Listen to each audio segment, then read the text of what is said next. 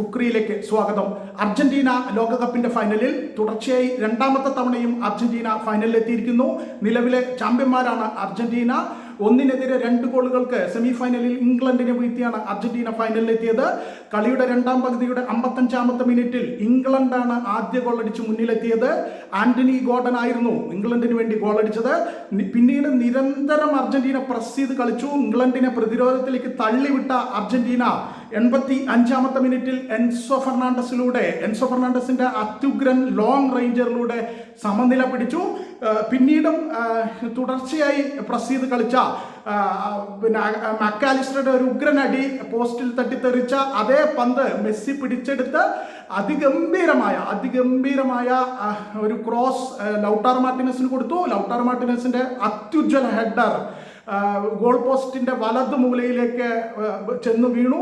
അങ്ങനെ 2 ഗോൾ അടിച്ച് അർജന്റീന മുന്നിലെത്തി. പിന്നീട് കളി തീരാൻ ഏതാണ്ട് 8 മിനിറ്റോളമായിരുന്നു ബാക്കിയുണ്ടായിരുന്നത്. ആ 8 മിനിറ്റും അർജന്റീന പിടിച്ചു നിൽക്കുകയും ഇംഗ്ലണ്ടിനെ തോൽപ്പിക്കുകയും ചെയ്തിരിക്കുന്നു.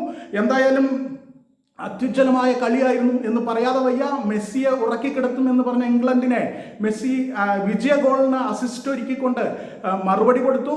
നിരന്തരം സെക്കൻഡ് ഹാഫിൽ രണ്ടാം പകുതിയിൽ അർജന്റീന തന്നെയാണ് കളിച്ചത്. ഗോൾ അടിച്ചതിന് ശേഷം ഇംഗ്ലണ്ട് വലിയ മണ്ടത്തരം കാണിച്ചു, പ്രതിരോധത്തിലേക്ക് വലിഞ്ഞു. അതുകൊണ്ട് തന്നെയാണ് അർജന്റീന തുടർച്ചയായ ആക്രമണങ്ങൾ സംഘടിപ്പിച്ചു.